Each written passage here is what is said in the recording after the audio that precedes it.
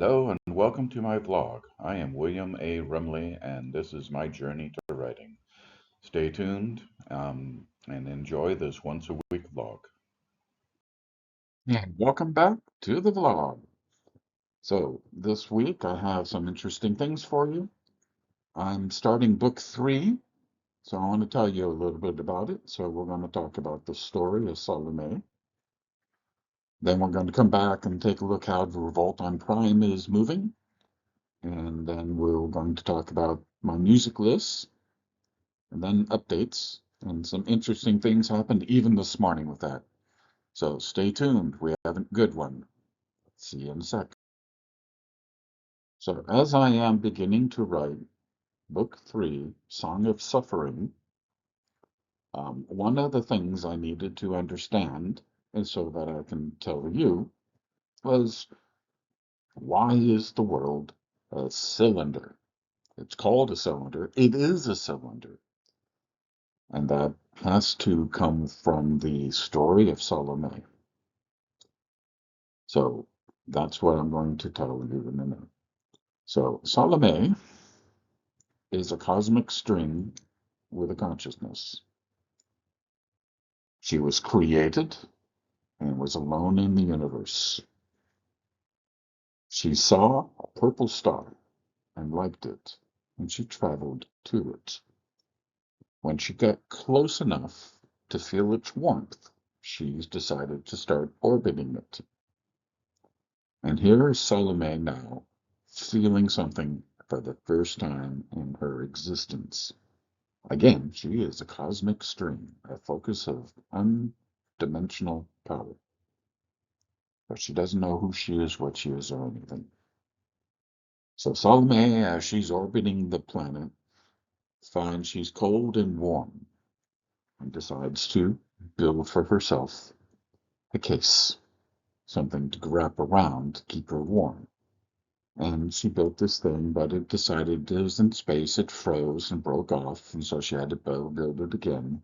And she found the thing that she wanted to build it on was a living coral. The coral requires water. So she created a coral about herself and then put an ocean around it. But the ocean was in space, which froze and floated away. So she needed to contain the ocean. So she created a world, a cylinder around herself. And in that cylinder, there is an ocean in the middle, also a cylinder. And she sits inside the coral in the middle. In the cylinder, she made an atmosphere to keep the ocean in the middle not from flopping all around, and she made the inside of the cylinder a place for things to be living. She didn't like to be alone. So she created for herself sea dragons to sing to her, and they live in the ocean. And she created all kinds of life on the inner wall of the cylinder, and she created giants to care for that life, to live with that life, and to entertain her because she was bored. And this is the cylinder, home of the giants, home of the sea dragons, home of Solomon. The idea of this book has been alive in me for a long, long, long time, all the way back since high school. But I never really could picture the core. Why is it a cylinder? Why are there giants? What's with the ocean? Then it hit me one day, the Solomon, the living cosmic string in the center of it all, with infinite power to create this beyond science fiction, in the realm of cosmic creation. It's not magic, it's creation. And Salome is a child sleeping in the middle of it. And the entirety of the story now has that flavor and that focus to serve Salome. And now that's really opened up the door, and all the stories and all the parts and all the pieces have fallen together. The story will um, have a protagonist giant. It will have a protagonist sea dragon.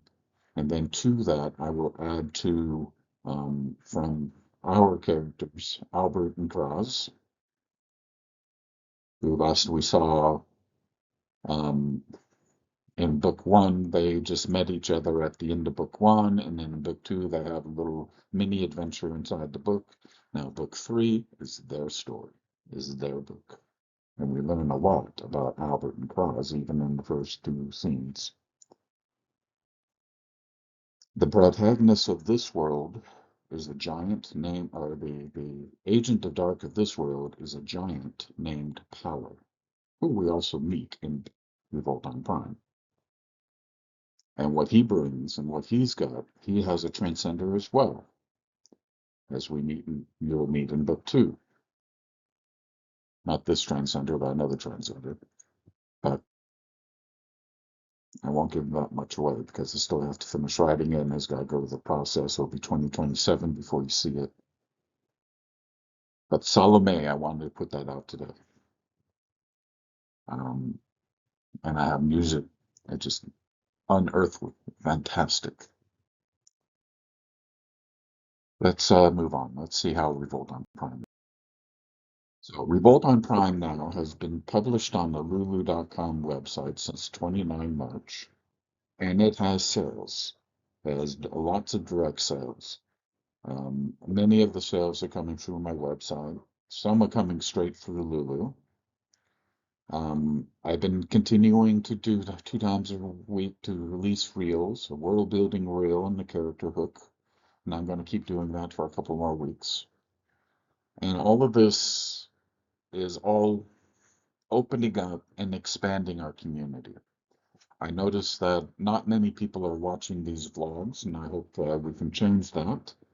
But for those who do, thank you. Share it, like it, let everyone know. But there was something yesterday that threw me off my rock. I knew it was coming, but then it came.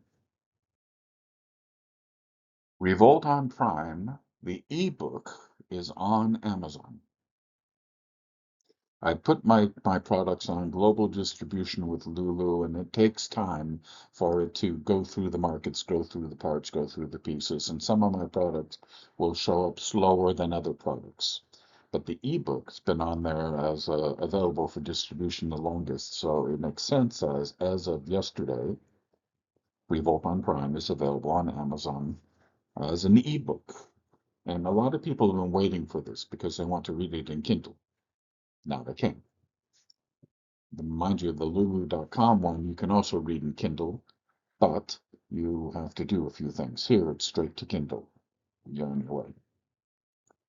Soon they'll be following the other editions. In about a month, the print editions, all three of them, will also be available here.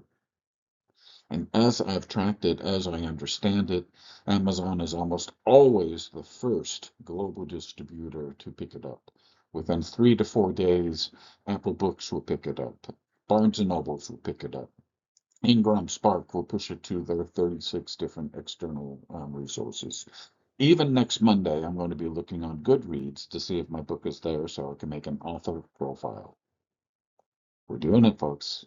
We're getting out there. And I'm speechless. Can you imagine that? So let's look at where we are with the updates. Book one, as we were just talking about, it's in starting global distribution. I've also been in consultation with one of the local bookstores here in The Hague. They are currently evaluating the book to have in the store for consignment, so I can physically be in a store in the Netherlands. And the one I'm looking at is one of the top English expat bookstores in the Netherlands. So we will see how successful we are with partnering with them.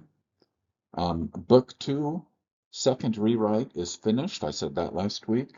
It is now with my beta reader, planning out and doing the things that the beta reader wants to do with it. All fine. And I started writing book three. I've written scenes 1 and 2. I've made about 10 music soundtracks to listen to as I go through it. Book 4 is in the waiting. So the process is I will go through, I will start visiting each of these books going on. But this morning, and this is how it happens to me. I mean, I wake up in the morning, I have my coffee, I sit down, I sit at my computer, and a brain dump happens. And today, book 5 had a brain dump. I came up with my stories, I came up with my characters, I came up with the realms that I want to deal with in the book and the overall overreaching arc, who it is, and how it connects to the whole legacy. Brain dump. It's I can't explain it. It just happens, and that's all I needed to do. So I'm just amazed and happy that I can get this information. I store it in my OneNote, and then I'm on my way.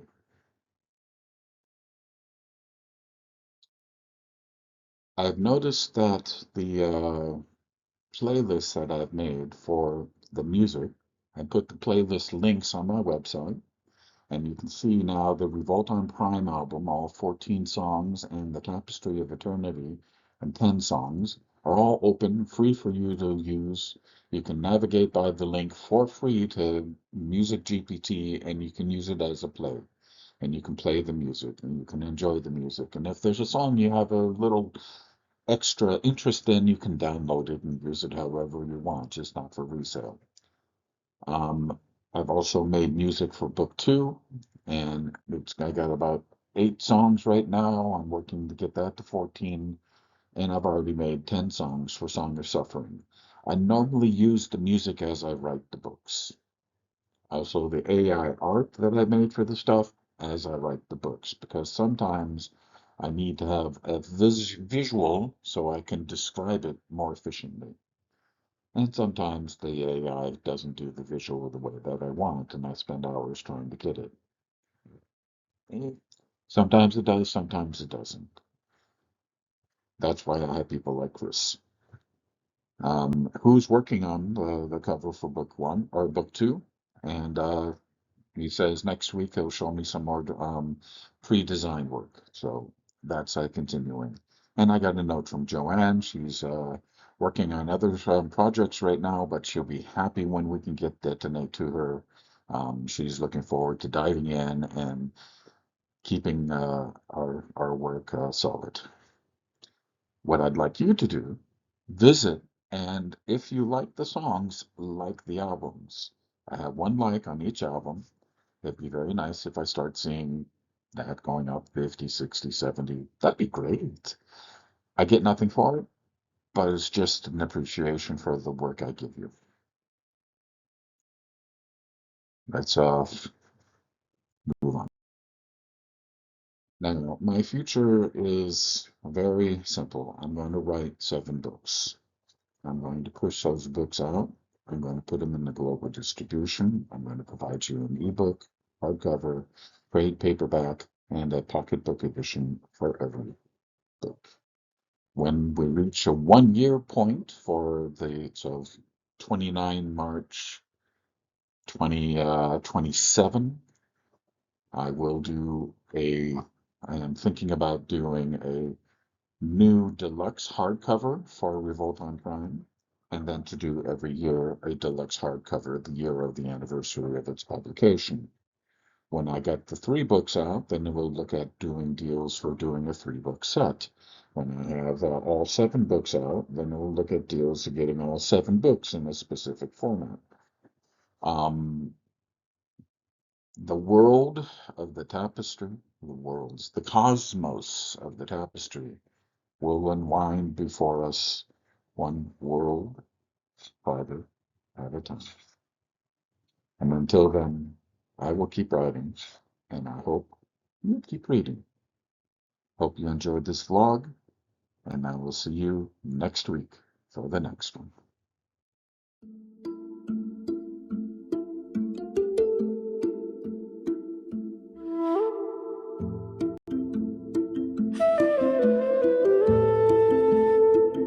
I was born in the shadow where the giants tread, round a power's whisper, and the life I share.